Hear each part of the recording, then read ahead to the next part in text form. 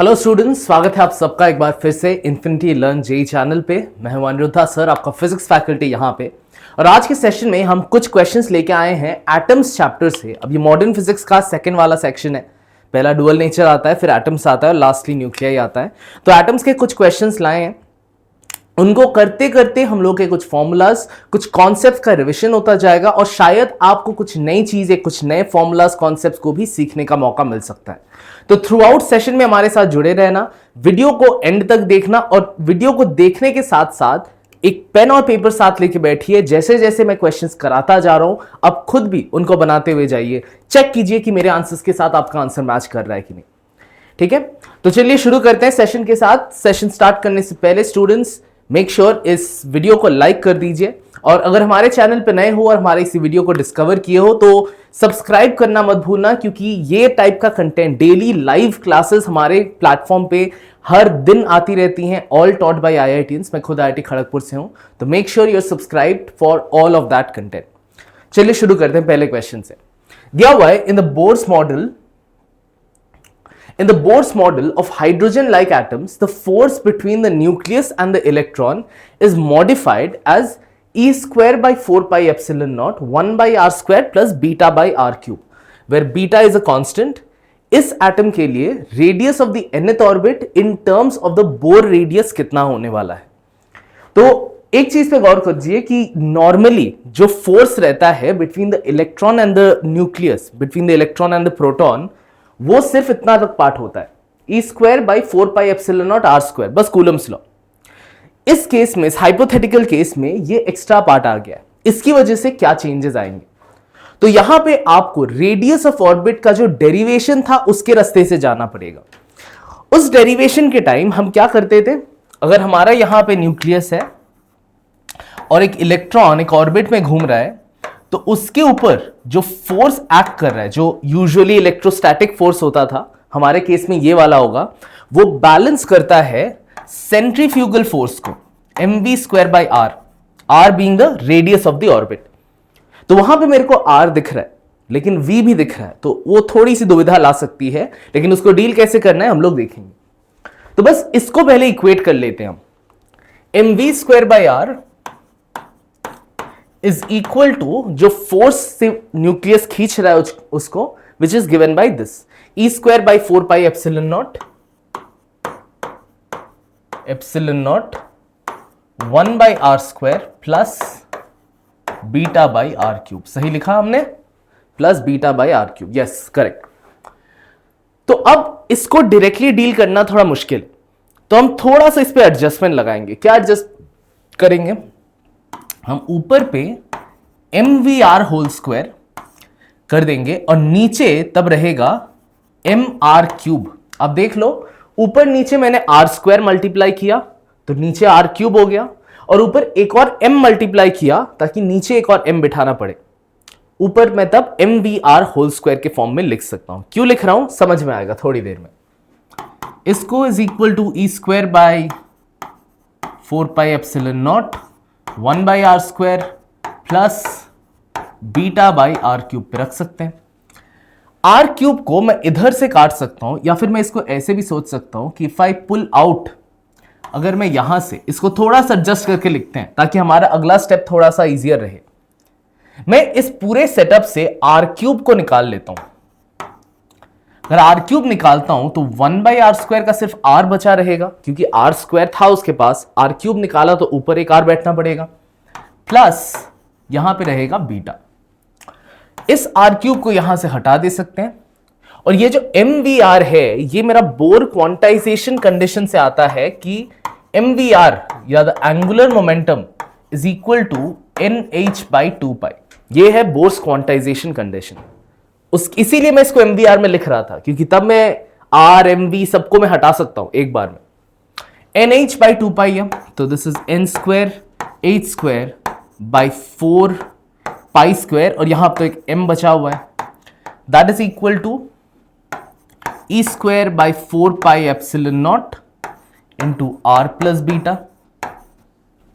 थोड़ी सी रीएडजस्टमेंट होगी, एक 4 तो यहां से हटेगा, एक पाई भी चला जाएगा, और स्लाइट रीशफलिंग के बाद आएगा epsilon naught n square h square by m e square और एक पाई जो बचा हुआ था, that is equal to r plus beta, मतलब ये एच स्क्वायर है। यहां पे बीटा को ऑलरेडी इस साइड खिसका देते हैं हम लोग, बीटा को ऑलरेडी खिसका देते हैं इस साइड, तो minus beta is equal to R. ये आ गया मेरा रेडियस ऑफ द ऑर्बिट का फॉर्मूला। तो यहां पे देखो, it's A naught was this, ये जो पहला वाला पार्ट है वो ए नॉट है multiplied with the N square, तो N square A naught minus beta, तो N square A naught minus beta. Option C है हमारा correct answer. Let's go for the next one now. अगला वाला दिया हुआ है, in the Bohr model an electron moves in a circular orbit around the proton, considering orbiting electron to be a circular current loop, the magnetic moment of the hydrogen atom when the electron is in the nth excited state is what? तो इसको करने के दो तरीके हैं। एक तरीका है कि क्योंकि इट्स अ इलेक्ट्रॉन ऑर्बिटिंग, तो आप लिटरली निकालो what is the current flowing. अगर एक electron it's moving with the time period t, तो करंट हो जाता है e बाई टी। t को आप लिख सकते हो e by 2 pi r by v, so on. इससे करंट आएगा, करंट से multiplied with pi r square area आएगा, उससे मैग्नेटिक मोमेंट, काफी सारी चीजें फैल सकती हैं। लेकिन एक डायरेक्ट रिलेशन भी है जो ये पूरा डेरिवेशन किया हुआ फॉर्म में रहता है, वो आपको बताता है कि the magnetic moment mu is equal to e by 2m times of the angular momentum. Magnetic moment और एंगुलर मोमेंटम इस रिलेशन से कनेक्टेड रहते हैं। आप अगर करना चाहो तो आप डिराइव करके भी ला सकते हो। चलो डिराइव करके दिखाते हैं आपको यहां पे। तो द मैग्नेटिक मोमेंट जो होगा, magnetic moment is I into the area, right. तो I is E V by 2, यहां पे 2 पाई आर होगा, 2 पाई आर, और area of the circular path पूरा सर्कल का है पाई आर स्क्वायर। तो आप यहां से आर को हटा दो, पाई को भी हटा दो इधर से, तो आपका आया EVR बाई 2। एक मास नीचे एक मास ऊपर मल्टीप्लाई कर दे तो आप देख लो MVR, आपका एंगुलर मोमेंटम आ गया, बचा क्या है E बाई 2m। तो आप डायरेक्ट इस रिलेशन को ही याद रख सकते हो, क्योंकि ये वाला अक्सर आ जाता है, तो आप याद रख सकते हो, ज्यादा कॉम्प्लिकेटेड भी नहीं है ये। अब यहां तक तो हम पहुंच गए, लेकिन आंसर उसके टर्म्स में नहीं दिया हुआ है। आंसर में n है, h है, so on and so fourth. तो फिर से हम यहां पे बोर्स क्वांटाइजेशन कंडीशन लगा सकते हैं, जो बताता है कि the angular momentum which is mvr that is equal to nh by 2 pi. तो mvr nh बाई 2 पाई, वही तो l है यहां पे, तो हम l की जगह nh बाई 2 पाई बिठा दें, तो मेरा आएगा mu is equal to ENH by 4 pi m, या फिर ऐसे E by 2m into NH by 2 pi. Directly वहीं से आपका आंसर आ जाएगा। ठीक, I hope this is clear. Let's move on अगले क्वेश्चन पे। दिया हुआ है, in Rutherford scattering experiment the number of alpha particles scattered is 5 into 10 to the power 6। The number of alpha particles scattered eight 120 degree is going to be what.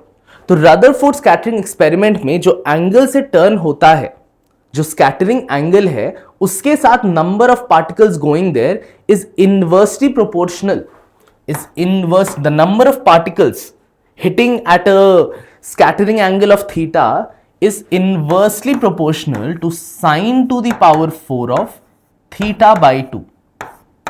ये वाला relation आपको जानना important है। In fact Rutherford scattering experiment में बस दो ही चीज important है, एक है this number with regards to the scattering angle, और दूसरा है अक्सर डिस्टेंस ऑफ क्लोजेस्ट अप्रोच पूछा जाता है। बस these are the only 2 things you need. तो उसके अकॉर्डिंग मेरे पास दोनों केसेस में एंगल्स दिए हुए हैं, और वन ऑफ द केसेस में मेरे को n का वैल्यू भी दिया हुआ है। तो I can write it as n1 by n2 is sine to the power 4 theta 2 by 2 divided by sine to the power 4 theta 1 by 2। Inversely proportional और टू द पावर 4 पे जाता है। अब लिख सकते हैं हम n1 का, चलिए n1 को लिख देखते 5 into 10 to the power 6 divided by यही n2 हम निकाल रहे हैं। n2 के केस में एंगल है 120 डिग्री, तो 120 बाई 2 दिस इज 120/2, थीटा 2 है 120, so that would B sign to the power 4 60 degree, जबकि थीटा 1 मेरा है 60 डिग्री, तो उसका हाफ होगा 30 degree, sine to the power 4 30 degree here. अब कुछ नहीं करना है, sine to the power 4 60, sine 60 क्या होता है, √3/2, उसका टू द पावर 4 क्या होगा, √3/2 का स्क्वायर क्या होता है 3/4, उसका फिर से स्क्वायर कर दो आप, 9/16 आएगा, तो ऊपर है 9/16, नीचे क्या आएगा, नीचे आएगा साइन 30 इज हाफ, तो हाफ टू द पावर 4 वो देगा आपको 1/16, 16 कट जाएंगे, ऊपर सिर्फ 9 रहेगा, तो n2 would be equal to, यहीं पे कर देते हैं, अलग पेज जाने की जरूरत नहीं है, n2 would be equal to, सिर्फ 9 बचा इधर, तो 5/9 into 10 to the power 6, that would be the answer, option C. Alright, let's move to our next one then. बस यही इंपॉर्टेंट फॉर्मूला है यहां पे। नेक्स्ट दिया हुआ है, electrons in a certain energy level n equal to n1 can emit 3 spectral lines, when they are in another energy level of n equal to n2, then they can emit 6 spectral lines. The orbital speed of the electrons in the two orbits are in the ratio of what? तो यहां पे सबसे पहले मेरे को जानना है कि ये n1 और n2 का वैल्यू कितना है, कि वो किस ऑर्बिट से नीचे आने वाला है। याद रखना, if it is at an orbit number से n, ऑर्बिट नंबर n है, तो उसके पास नीचे आने के बहुत सारे ऑप्शन है। अगर ऑर्बिट नंबर 3 पे है, वो 3 से 2 पे जंप मार सकता है, वो 2 से फिर 1 पे जंप मार सकता है, या फिर वो डायरेक्ट 3 से 1 जंप मार सकता है, तो 3 स्पेक्ट्रल लाइन निकल आ पाते हैं। तो the relation that connects number of spectral lines to the orbit is number of spectral lines is equal to, with regards to the orbit, formula होता है n into n-1 divided by 2 का। तो अब यहां पे क्या है, 3 स्पेक्ट्रल लाइन निकल रहे हैं फर्स्ट केस पे, 3 is equal to n into n-1 divided by 2। अब इसको सॉल्व करोगे, इसको चलो n1 बोल देते हैं, इसको सॉल्व करोगे आएगा n1 इज इक्वल टू 3, क्योंकि 3 इंटू 3 माइनस 1 2, 2/2 कट जाएगा, बचेगा 3, तो n1 का वैल्यू मेरा 3 आ गया। n2 के केस में क्या बताया हुआ है, n2 के केस में 6 स्पेक्ट्रल लाइंस बनते हैं, so 6 is equal to n2 into n2 minus 1 divided by 2। आप इसको सॉल्व करोगे तो आपका n2 का वैल्यू आएगा एज 4, क्योंकि 4 इंटू 4 माइनस 1 3, सो 4 इस 2 के साथ कट के 2 छोड़ेगा, 2 into 3 will give you 6 at the end, तो n2 का वैल्यू है 4। तो ये तो n1 n2 पहुंच गए, हमें चाहिए ऑर्बिटल स्पीड का रेडियस, ऑर्बिटल स्पीड का रेशियो। तो the orbital speed v is inversely proportional to the orbit number, principal quantum number. तो उसके बेसिस पे n1 और n2 का अगर ये है, तो v1 और v2 का एकदम ऑपोजिट रिलेशन होगा, विच वुड बी 4:3, बस इनवर्स है उनका। तो n1:n2 is 3/4, then v1:v2 would be the reciprocal of that, 4:3. The option A is the answer. Next one says energy of an electron in an excited hydrogen atom is 3.4 electron volts. इसका angular momentum कितना है? तो देखो, hydrogen, excited hydrogen atom का ये energy है, और energy of any electron in a specific orbit in a hydrogen like atom होता है En is equal to -13.6 divided by n²। ठीक है, हाइड्रोजन लाइक एटम या hydrogen atom it is 13, hydrogen like पे z² बाई n² आ जाएगा। सिर्फ hydrogen है तो उसका एटॉमिक नंबर वैसे भी 1 है, तो z का वैल्यू 1 करके दिस इज द फॉर्मूला। तो अभी हमें दिया हुआ है कि इट इज -3.4 इलेक्ट्रॉन वोल्ट्स। अच्छा, ये इलेक्ट्रॉन वोल्ट्स में, that is -13.6 electron volts by n²।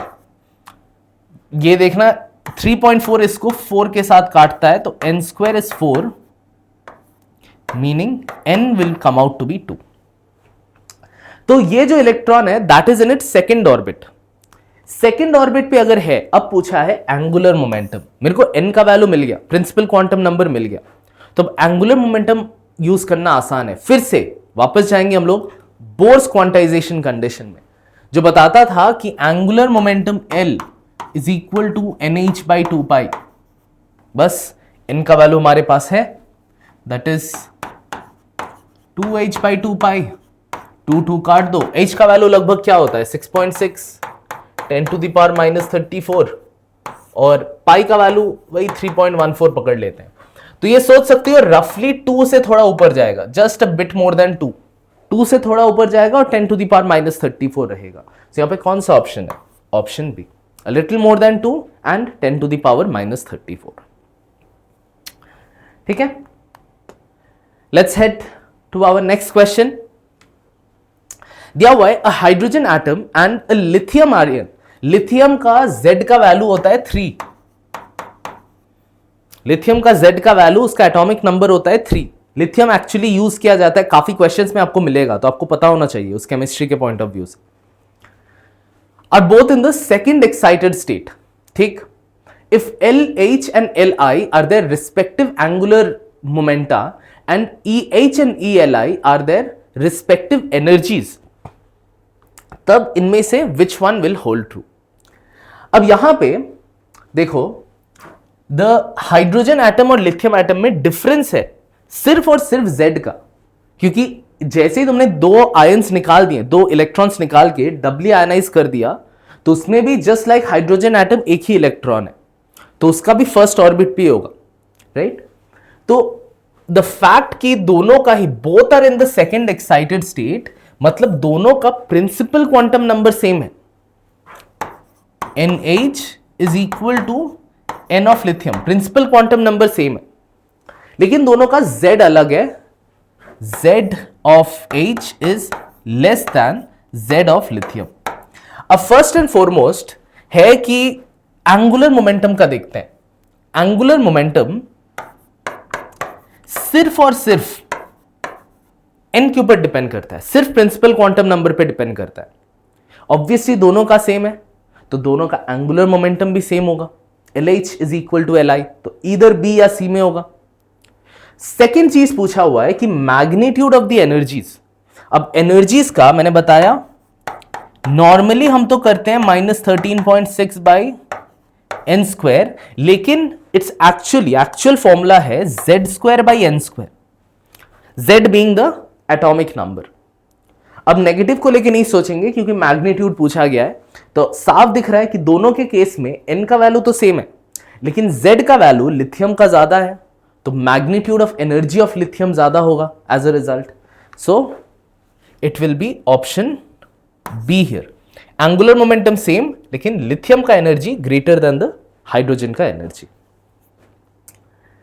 Okay, चलो लेट्स हेड नेक्स्ट वन।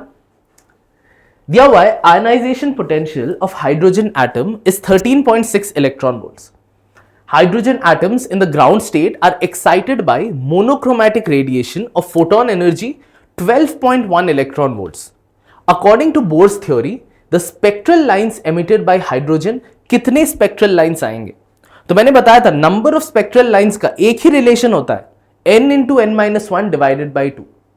तो यहां पे मेरे को n निकालना है कि जैसे ही मैंने इतना एनर्जी दिया, फोटोन एनर्जी, वो ग्राउंड स्टेट से, ओरिजिनली ग्राउंड स्टेट पे था, ग्राउंड स्टेट से किस ऑर्बिट तक पहुंचा, वही n का वैल्यू चाहिए। वो n मिल गया तो n इंटू n-1/2 से मेरा आंसर भी आ जाएगा। तो यहां पे जो भी मैंने एनर्जी दिया वो will be going in over here 13.6। Negative का भूल सकते हो क्योंकि मैं सिर्फ मैग्नीट्यूड के टर्म्स में ये देख सकता हूं। 13.6 1/1² माइनस 1/n², क्योंकि फर्स्ट ग्राउंड स्टेट मतलब फर्स्ट ऑर्बिट से nth ऑर्बिट पे जंप मार रहा है। एनर्जी दिया हुआ 12.1 electron volts, right, equal to 13.6 into 1 minus 1/n²। तो 12.1 by 13.6 कर सकते हैं, और 1/n² आएगा, मैं एक स्टेप जंप मारता हूं, 1 माइनस 12.1 बाई 13.6 जो कि देगा 1/n², 13.6 माइनस 12.1 रफली 1.5 आएगा, 1.5 डिवाइडेड बाई 13.6। ठीक है, ये इसके साथ ऑलमोस्ट 9 से काटेगा। अगर 9 से काटा तो I get n will come out to be 3, क्योंकि n² इक्वल टू 9 आएगा तब, तो n will be equal to 3। तो मेरे को ऑर्बिट नंबर पता चल गया, उसके बेसिस के पे I can find the number of spectral lines, because that would be equal to n into n-1 divided by 2, जो कि 3 थर्ड ऑर्बिट तक गया था, 3 इंटू 3-1 डिवाइडेड बाई 2, 2 को काट देगा, so you will just be left with 3 spectral lines over here. सिर्फ 3 spectral lines ही निकलेंगे। नेक्स्ट क्वेश्चन दिया हुआ है, electron in hydrogen atom first jumps from third excited state to second excited state and then from second excited state to first excited state. Ratio of the wavelengths of λ1 is to λ2 emitted in the two cases is what? तो lambda, ये जो 1/λ का relation है, ये आता है Rydberg's constant से।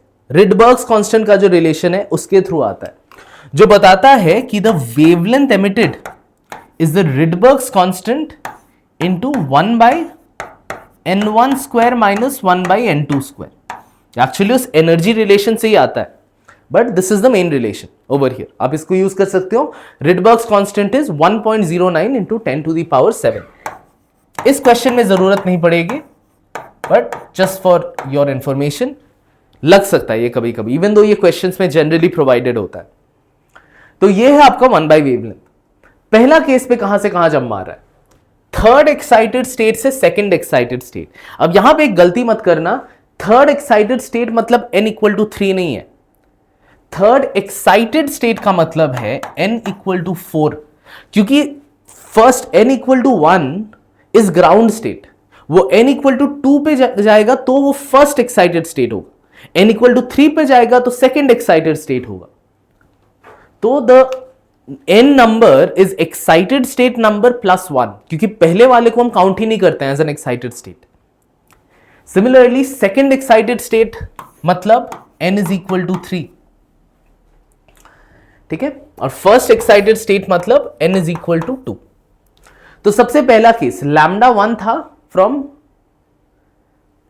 Third excited to second excited state, मतलब 1/λ1 is equal to r into 1 from third to second, तो 1/3² माइनस 1/4², जो कि देगा r इंटू 9 इंटू 16 और ऊपर पे आएगा 16 माइनस 9 जो कि देगा 7।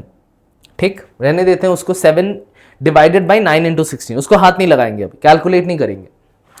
1/λ2 क्या आएगा, सेकेंड केस में वो सेकेंड एक्साइटेड मतलब n इक्वल टू 3 से first excited n equal to 2 पे छलांग मार रहा है, सो r इंटू 1/2² माइनस 1/3², जो मेरे को देगा r इंटू 4 और 9 है तो डिवाइडेड बाई 4 इंटू 9 लगाओ, ऊपर पे 9 माइनस 4, 9 माइनस 4 देगा 5। सो ये हो 1/λ1 1/λ2। पूछा क्या है, λ1 इज टू λ2, तो बस उसको अगर करेंगे हम तो आएगा λ1 इज टू λ2, मतलब इसको एज इट इज रखेंगे और इसको फ्लिप करेंगे, तो 9 into 16 λ1 is to λ2, 9 is to 16 divided by 7r, इसको उल्टा कर दिया क्योंकि λ1 को ऊपर रखना है, और इसको एज इट इज रख सकते हैं r into 5 divided by 4 into 9। 9 को हटाओ, 4 इसके साथ एक 4 छोड़ेगा, 4 इंटू 5 वुड बी 20, r भी कट जाएगा, सो λ1 बाई λ2 will be equal to 20 divided by 7। That is the answer, 20/7। तो बस रिडबर्ग्स कांस्टेंट, रिडबर्ग्स फॉर्मूला जानना है। इवन तो अगर ये कंफ्यूज भी हो गए, तुम्हें एनर्जी के बेसिस पे पता है, एनर्जी इज इक्वल टू मैंने अभी अभी क्या 13.6 1 by n1 square minus 1 by n2 square, और जो एनर्जी तुम्हारा फोटोन ला रहा है या रिलीज कर रहा है that is hc by lambda, उसके थ्रू भी याद रख सकते हो। नेक्स्ट क्वेश्चन दिया हुआ है V1 is the frequency of the series limit of Lyman series, मतलब लाइमन सीरीज का maximum frequency. V2 is the frequency of first line of Lyman series, first line of Lyman, अच्छा Lyman मतलब n एक orbit, ending orbit is 1, first orbit से जो भी हो रहा है वो लाइमन सीरीज है। तो सीरीज लिमिट जो है वो है मैक्सिमम फ्रीक्वेंसी कब रिलीज होगा, फ्रीक्वेंसी एनर्जी के ऊपर डिपेंड करता है। तो मैक्सिमम फ्रीक्वेंसी लगेगा या रिलीज होगा जब लिटरली वो फर्स्ट ऑर्बिट से इंफिनिटी पे चला गया, तब जाके it is going to actually release your maximum frequency, वो है series limit of Lyman series. लेकिन जब बताए first line of Lyman series, first line of Lyman series है n इक्वल टू 1 से सिर्फ n इक्वल टू 2 तक का जंप, ठीक। और लास्टली V3 या μ3 जो भी पकड़ लो, वो है series limit of Balmer series. Balmer series होता है n इक्वल टू 2 से लेके, तो सीरीज लिमिट ऑफ बामर मतलब n इक्वल टू 2 से इंफिनिटी। तो यहां पे करते हैं उसका h μ1 is equal to 13.6 divided by just 1 square. Lyman series में 1 square minus 1 by n2 square नहीं करूंगा क्योंकि n2 मेरे लिए इंफिनिटी है, सीरीज लिमिट वाला केस कर रहे हैं यहां पे, n2 इज इंफिनिटी। तो सिर्फ 13.6 माइनस भी पकड़ना चाहते हो पकड़ सकते हो, I am only dealing with the magnitude here. h μ2 क्या आएगा, μ2 है first line of Lyman series, मतलब n इक्वल टू 1 से n इक्वल टू 2 तक, वहां पे लगाना पड़ेगा 1 by 1 square minus 1 by 2 square, first orbit से सेकेंड ऑर्बिट तक गया। And lastly h μ3 is equal to Balmer series का series limit. Balmer series n equal to 2 से स्टार्ट होता है और जाता है all the way till infinity. तो बामर सीरीज का सीरीज लिमिट का relation this divided by 2 square, यहां पे it is just going to be given by 2 square. तो अब पूछा है इस V1 V2 V3 का रिलेशन, तो एक चीज यहीं से मैं इसके थ्रू अलग प्रोसेसेस में भी नहीं जाऊंगा, इंट्यूटिवली देखने की कोशिश करो। अगर मैं लिटरली μ2 के साथ h μ2 के साथ h μ3 ऐड कर देता हूं तो ये इसको काट देगा 13.6 इंटू 1 बाई 2 स्क्वायर, क्योंकि ये नेगेटिव पे था या पॉजिटिव पे था, काट देगा। और बचेगा क्या, जो बचा रहेगा दैट इज h μ1। तो उसी के बेसिस पे आई कैन टेल कि h μ1 is h μ2 plus h μ3, h को काट दो। सो हमारा रिलेशन यही वाला है, ऑप्शन ए, बिकॉज वहीं पे दिख रहा है μ1 minus μ2 is equal to μ3, that is the answer, option A. Alright, let's head to our next question now. दिया हुआ है when an alpha particle of mass m moving with a velocity v bombards on a heavy nucleus of charge Ze, distance of closest approach from the nucleus depends on mass m as। ये heavy nucleus important है क्योंकि heavy nucleus देखो, अगर light nucleus हुआ ना तो जब वो alpha particle आ रहा है और ये अगर light nucleus हुआ fixed भी नहीं है, तब as it comes ये nucleus भी move करना start कर देगा, तब तुम्हें अलग से सोचना पड़ेगा लिटरली। लेकिन हेवी न्यूक्लियस बोलने का पर्पस ये है कि तुम ट्रीट कर सकते हो कि वो मास का, उस न्यूक्लियस का कोई मूवमेंट नहीं होगा, सिर्फ वो आके ऐसे जितना दूर तक आ सकता है आके फिर वो वापस छिटक जाएगा। So at the distance of closest approach क्या होता है, ये सपोज न्यूक्लियस है, यहां पे तुम्हारा जो अल्फा पार्टिकल है वो एक स्पीड v से आ रहा है इंफिनिटी से। अब वो मैक्सिमम यहां तक आ पाएगा फिर घूम जाएगा, तो इस पॉइंट पे उसका स्पीड 0 है। तो ये कर क्या रहा है, अल्फा पार्टिकल वो अपना काइनेटिक एनर्जी चेंज कर रहा है into the electrostatic potential energy, अपना kinetic energy into electrostatic potential energy change कर रहा है। तो तुम्हें बस उसी को इक्वेट करना है। काइनेटिक एनर्जी कितना था इसके पास, हाफ mv²। और अगर यहां तक पहुंचा with this being small r, यही by the way distance of closest approach है, वहां पे काइनेटिक एनर्जी 0 हो गया, लेकिन इसका भी पोटेंशियल एनर्जी रहेगा वहां पे, which will be equal to ZE into alpha particle का तो चार्ज 2E होता है, divided by 4 pi epsilon naught R. यहीं से आता है आर का value, the distance of closest approach, क्योंकि जब इंफिनिटी पे है स्पीड है लेकिन पोटेंशियल एनर्जी 0, लेकिन जब यहां पे पहुंचा speed 0 but it has a potential energy, बस उन्हीं को इक्वेट किया मैंने, कंजर्वेशन ऑफ एनर्जी। तो उसी से अब मैं कैलकुलेट भी नहीं कर रहा हूं, सिर्फ आर का डिपेंडेंस पूछा है, डिस्टेंस ऑफ क्लोजेस्ट अप्रोच का एम पे डिपेंडेंस पूछा है, तो साफ दिख रहा है M is inversely proportional to R, तो इट इज ऑप्शन ए। आगे फैलाने की भी जरूरत नहीं है इसको। अगले पे चलते हैं। दिया हुआ है इफ द एटम ऑफ 100, ये पता नहीं केमिस्ट्री में क्या बोलते हैं इसको, कौन सा एलिमेंट है, मेरा केमिस्ट्री वीक है, तुम लोग पहचान पाओगे, बट कोई भी है, इट्स एन एटम जिसका एटॉमिक नंबर है 100, मास नंबर है 257। It follows the Bohr model and the radius of that atom is n times the bore radius. तो यहां पे बोर रेडियस क्या होता है, bore radius Rn is R0 into Z divided by, sorry, n square divided by Z, my bad, n square divided by Z। ये होता है relation between the nth orbit of a certain atom with the Bohr orbit R0। पहला काम है, देखो Z तो मेरे को पता है, एटॉमिक नंबर है 100, वो पता है मेरे को जानना है कि n क्या है। अब ये जो 100 इलेक्ट्रॉन है इसके पास, 100 प्रोटॉन से मतलब 100 इलेक्ट्रॉन से, वो इलेक्ट्रॉन शेल्स में सजाया होगा, एक के बाद एक, शेल्स में एक के बाद एक सजाया होगा। तो क्योंकि मैं साइज ऑफ द एटम सोच रहा हूं, मेरे को लिटरली देख, I only need to bother about उस इलेक्ट्रॉन का जो सबसे ज्यादा प्रिंसिपल क्वांटम नंबर पे है, जो सबसे फार्देस्ट शेल पे है। अगर मेरे को उसका रेडियस मिल गया, वही रेडियस ऑफ द एटम है, उसका उस इलेक्ट्रॉन के घूमने का रेडियस मिल गया, वही रेडियस ऑफ द एटम है।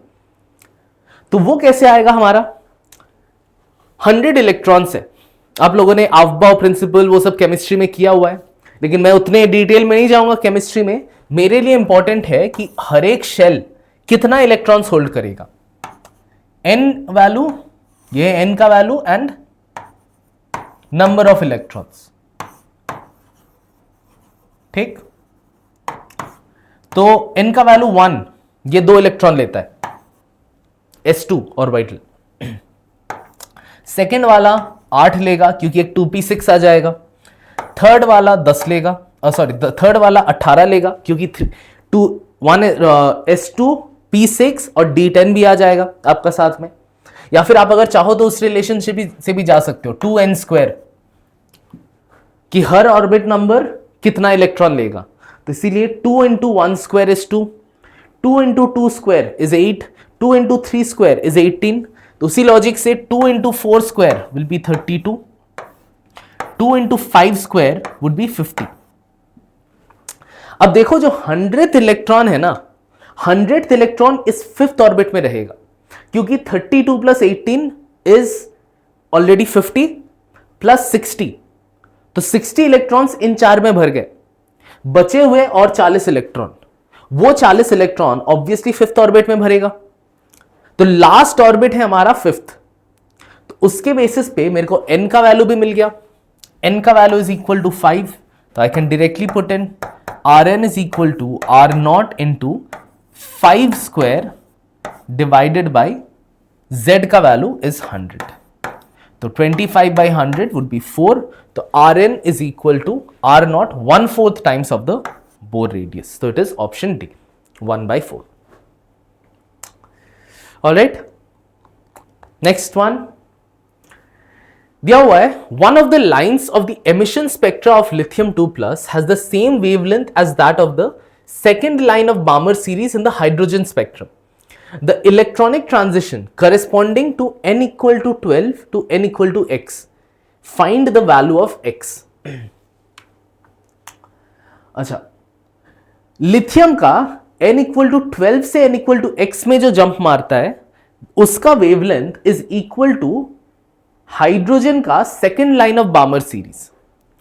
तो ओरिजिनली वेवलेंथ का रिलेशन किस चीज पे डिपेंड करेगा, हम लोग रिडबर्ग्स कांस्टेंट के रास्ते से जाते हैं, but actually the wavelength will also depend on z square times of the Rydberg's constant into 1 by n1 square minus 1 by n2 square. ये होता है wavelength emitted including the atomic number. Generally hydrogen होता है तो z का value 1 कर देते हैं. तो based on that logic lithium का x और 12 के बीच में जंप हो रहा है. आई एम अज्यूमिंग x का वैल्यू कम होगा, इसीलिए it is emitting, emission line है. ठीक है, तो x का वैल्यू कम होना है यहां पे. सो z कितना है लिथियम का? लिथियम का z value is equal to 3. z value equal to 3. तो 3 स्क्वायर इंटू आर 1 बाई X square minus 1 by 12 square is equal to hydrogen का second line of Balmer series. Balmer series है n equal to 2 से लेके n equal to 3 4 so on. Second line मतलब first line है n equal to 2 से n equal to 3, second line है n equal to 2 से n equal to 4. तो उसके अकॉर्डिंग मेरे को डालना है r into 1 by 2 square minus 1 by 4 square. z का वैल्यू मैं 1 ही ट्रीट करूंगा क्योंकि हाइड्रोजन का z वैल्यू वैसे भी 1 है. आर्स को हटा दो यहां से. आया क्या है यहां पे? आया 9 into 144 minus x square divided by 144 x square. 12 square होता है 144. ठीक, इस साइड पे क्या है? 1 by 4 minus 1 by 16. 1 by 4 minus 1 by 16, तो 4 इंटू 16 इज 64. और ऊपर पे आएगा 16 minus 4 would be 12. 16 minus 4 would be 12. ठीक, कुछ चीजें छांट सकते हैं आई बिलीव यहां पे. जैसे मैं इसका 3 छोड़ सकता हूं तो इसका 4 छूटेगा. इसका अगर 4 छूटेगा तो ये इसके साथ काट के 16 छोड़ेगा. 16 144 के साथ काट के 9 छोड़ेगा. 9 इसके साथ 3 पे जाएगा. सो हमने काफी सारी चीजें काट कूट के छोटी की हैं. तो 144 माइनस एक्स स्क्वायर, मैं बस क्रॉस मल्टीप्लाई करता हूं, इधर कुछ नहीं है 1 है, यहां पे 3 है, is equal to 3x square. 3x square उधर भी कुछ नहीं है, meaning 4x square is 144. x square is 144 by 4 आएगा 36. तो x का वैल्यू will come out to be 6. So our answer in this case is option B, it's equal to 6. अगला क्वेश्चन दिया हुआ है, the electron in a hydrogen atom makes a transition from an excited state to a ground state. मतलब higher orbit से lower orbit पे आ रहा है. Which of the following statements it's true? Kinetic energy increases, potential energy और total energy decrease करता है. Kinetic energy decrease, potential increase, so on. तो ये सब के बारे में ज्यादा सोचने की ही जरूरत नहीं है. मेरे को राइट वे पता है कि काइनेटिक एनर्जी बढ़ता है, पोटेंशियल और टोटल एनर्जी कमता है. How do I know that? क्योंकि जब ऑर्बिट नीचे आता है तब वेलोसिटी बढ़ जाता है, तब the velocity gradually increases for the electron. Velocity बढ़ता है मतलब योर काइनेटिक एनर्जी इंक्रीजेस, क्योंकि तुम्हें पता है velocity was inversely proportional to n. n कमेगा तो वेलोसिटी बढ़ेगा. अब पोटेंशियल एनर्जी क्यों डिक्रीज करता है? Potential energy would be inversely proportional to r. अब बोलोगे सर R का वैल्यू कम होगा तो पोटेंशियल एनर्जी तो बढ़ेगा, R तो कम है तो पोटेंशियल एनर्जी बढ़ेगा. लेकिन याद करो potential energy negative of 1 by R पे डिपेंड करता था. तो पोटेंशियल एनर्जी का मैग्नीट्यूड चाहे बढ़ रहा हो लेकिन वो नेगेटिव साइड में बढ़ रहा है, तो एक्चुअली पोटेंशियल एनर्जी का वैल्यू कम रहा है.